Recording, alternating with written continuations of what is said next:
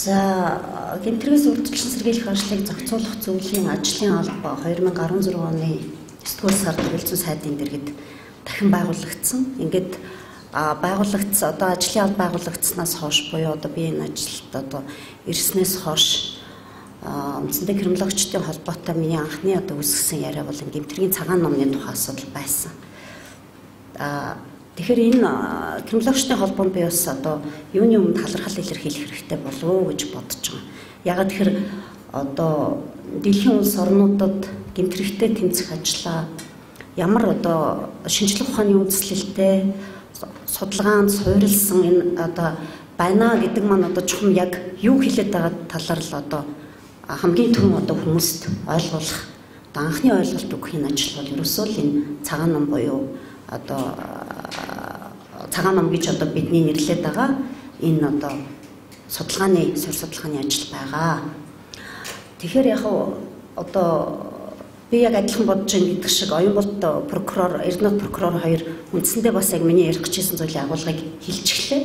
Тэгэхээр бидэнд бол яахын аргагүй юм суурь судалгаа хэрэгтэй байсан. Бид өнөөдрийг хүртэл юун дээр бид нар толгуурлаж явж байсан бэ гэхээр үндсэндээ цагдаагийн байгууллагаас гаргадаг гэмтрийн статистик том мэдэн дээр бид нар үндсэндээ суурилж байсан. За энэ гэмтрэг өсөд байгаа юм байна, буураад байгаа юм байна. Гэтэл яагаад өсөд байгаа талаараа үндсэндээ яг шалтгаан нөхцөлийн яг судалсан. Тэгээд энийг одоо хэрхэн яаж арилгах талаар ямар ажил хийгээд байгаа, ямар нүр дүнтэй байгаа, ямар нүр дүнгүй байгаа талаар ийм цогц хэмжээний судалгаа бол байгаагүй. Яг энэ юун дээр бас ажиглагдчихсан бэ гэхээр одоо гэмтрэгээс урьдчилан сэргийлэх тухай хуулиараа аймаг нийслэл иргэдийн төлөөлөгчдийн хурлын дараагаар ахлуулсан гэмтрэгээс урьдчилан сэргийлэх ажлыг зохицуулахдаа салбар зөвлөлүүд байдаг. Тэднээс ингээд ажлын төлөвлөгөө юм уу тайланг нь авахаар ерөөсөө цагдаагийн байгууллагынхаа төлөвлөгөөг тайлан таньцуг явуулдаг. Гэтэл өнөө гэмтрэгээс урьдчилан сэргийлэх ажил гэж яг юу вэ? Яг тухайн одоо аймаг орон нутагт гэмтрийн нөхцөл байдал ямар байгаад байна вэ?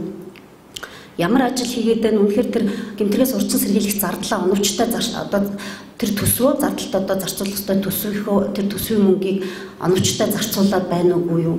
Тэр хийгээд байгаа ажлуудын аль нь үр дүнтэй байна, аль нь үр дүнгүй байна талаар ерөөсөө ямар ч одоо мэдээлэл бид тэндээс ерөөсөө олж хардаггүй. Бүр тайлан дотроос нь хүртэл бид нар бүр тодорхой одоо зүйл олж хардаггүй байсан. Тэгэхээр би одоо эндээс нөгөө түрүүний ярьсан хоёр хүнээс арай өөр өнцгөөс тэр практик хэрэглээ гэдэг юмыг одоо юу ярих гэдэг нь гэхээр энэ номны маань гол ач холбогдол маань орон нутаг дахь тэр гэмтрэгээс урьдчилан сэргийлэх ажлыг зохицуулах зөвлөл маань тухайн нутаг дэвсгэрийн хэмжээнд гэмтрэгийн нөхцөл байдлаа бодтойгоор харах, түүнийг зөв төлөвлөх. Ахаад бусад одоо аймагуудад одоо бусад одоо орон нутагт хэрэгжилж байгаа тэр сайн туршлагыг өөрөдрөө нэвтрүүлэх тийм боломжийг бол хангаж өгсөн гэж хэлмээр байна. Үндсэндээ иргэдийн төлөөлөгчдийн хурлаар ахлуулсан бас нэг орон тооны бос зөвлөл байдаг. Тэр зөвлөл дотор байж байгаа одоо шүүх прокурор, цагдаагийн байгууллагын одоо дарга нар одоо хуулийн хэлтсийн дарганараас бусдын үндсэндээ одоо гэмтрэгээс урьдчилан сэргийлэх ажлын талаар огт одоо мэдлэг ойлголтгүй нөгөө салбар болгоны төлөөлөл байдаг. Тэгээ орон нутагт иргэдийн төлөөлөгчдийн хурлын нарийн бичгийн дарга ч юм уу эсвэл одоо хуулийн хэлтсийн дарга нарийн бичгийг хийгээд за ингээд үндсэндээ бол зүгээр ингээд нэг нэр төдий ажлууд явж исэн. Яг үндэ арга зүйн мэрэгжил арга зүйн зөвлөгөө өгөөч ээ. Одоо бид одоо энийг одоо ер нь яг яаж төлөвлөх гэсэн асуудал үндсэндээ бас 17 оны төлөвлөлтөөс хулаад одоо нэлээд асуудал гарч ирсэн. Тэгэхээр бид бол одоо мэрэгжил арга зүйн зөвлөгөө өгөх хамгийн ихний одоо яг одоо барьцтай зүйл бол энэ гэмтрийн цагаан ном байсан. Тэгээ харин өнөөдөр бид өнгөрсөн жил бид энэ одоо анх гэмтрийн цагаан номыг хэрхэн яаж хийх вэ? Ямар бүтцтэй байх вэ гэд одоо одоо энэ номыг яаж хийх вэ гэдэг талаар ярьж ирсэн бол өнөөдөр бид нар аль хэдийн ихний хийгээ хийчихсэн. Одоо харин энийг хэрэглээнд яаж нэвтрүүлэх юм? Яаж хэрэглэх юм? Хэнийг яаж хэрэглэх вэ? Үүнийг цааш нь яаж илүү хөгжүүлэх вэ гэдэг талаар яриад энд бид нар одоо хилцэхээр энд сууж байгаадаа одоо үнэхээр би баяртай байна. Тэгэхээр өнөөдөр одоо хүмүүсээс нэлээд санал гарах байхаа зүгээр түрүүн Оюнболт прокурорын хэлсэн дээр би нэг зүйлийг хэлэхэд одоо гэмтрэгээс урьдчилан сэргийлэх ажлыг зохицуулах зөвлөлийн ямар ч байсан одоо цаашдын төлөвлөгөөнд жил болгон энэ одоо гэмтрэгийн цагаан номыг хийж гаргана. одоо илүү нэмгэн болох нь уу? Магадгүй бүр заамж болох нь уу те? Ямар ч үсэн бид хийж байгаа юм. Харин ахаад энийг цахим хэлбэрт шилжүүлвэл яаж шилжүүлэх боломжтой? Бүр олон нийтийн хэрэглээ ямар одоо мэдээлэл бүр олон нийтэд ил тавьж те энэ бол одоо нууцлаад байх юм байхгүй ч гэсэн судлаачид, оюутнууд за тэгээд ерөөсөө л одоо хэн бүхэн одоо сонирхож байгаа хэн бүхэнд энэ болгоныг нээлттэй 500 мянган хувь хөвлөд хүмүүсийн гар дээр тэр болгон хурж очиж чадахгүй энэ номыг хэрэглэх хүсэлтэй одоо нөгөө хувь сахиулах байгууллагын ажилтнуудынх нь гар дээр очиж чадахгүй байгаа зүйлийг бид нар олон нийт хэрэглээ болгохын тулд бид нар яах ёстой талаараас өнөөдөр бас тодорхой саналууд гарах байх. Зөвхөн манай төлөвлөгөөнд бол цахим хэлбэрт шилжүүлэх бол ажил бас байгаа.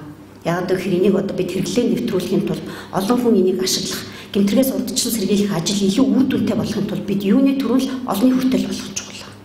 Тэгэхээр яг зөвхөн эндээс маш олон хүмүүс одоо олон зүйлийг мэдчих ухаа гэж харж байгаа. Ягаад тэгэхээр гэмтрэгээс урдчлан сэргийлэх ажил гэхээр ер нь нэг ухуулга нөлөөллийн ажил зүгээр шулуун хийхээс сурталчилгааны ажил гэж хүмүүс ойлгодог. Гэмтрэгтэй тэмцэх ажлаас нэг урдчлан сэргийлэх ажлаа тусад нь авч үзэх гээд байдаг нэг дутагдaltaй тал бий. Тийм учраас одоо урдчлан сэргийлэх ажил ямар явж байна вэ гэж олон хүн надаас асуухтаа надаас юу шаарддаг вэ гэхээр ерөөсөө л сурталчилгааны ажлын талаар л надаас асуудаг. Гэтэл гэмтрэгээс урдчлан сэргийлэх ажил нь цогц маш том өргөн хүрээний ажил байх талаар бас үнэхээр одоо хүмүүс мэддэг одоо заавал та нар мэдэх ёстой гэж хэлэхгүй ч гэсэн тодорхой ойлголтыг бас энэ ном өгөх ёстой. Тийм учраас энийг бол одоо илүү өргөн хүрээнд хэрэглэх тэр боломжийг хангаж өгөх ажил. Одоо манай зохицуулах зөвлөлийн ажлын албаны одоо хийх төлөвлөгөөнд хэдийн орчихсон. Гол нь харин тэрийг хэрхэн яаж гэдгийг л одоо бид бас энэ ярилцаж тодорхой шийдэл төрөх байхаа гэж найдаж байна. Ингээд анхаарал хандуулсан та бүхэн талархал илэрхийлье.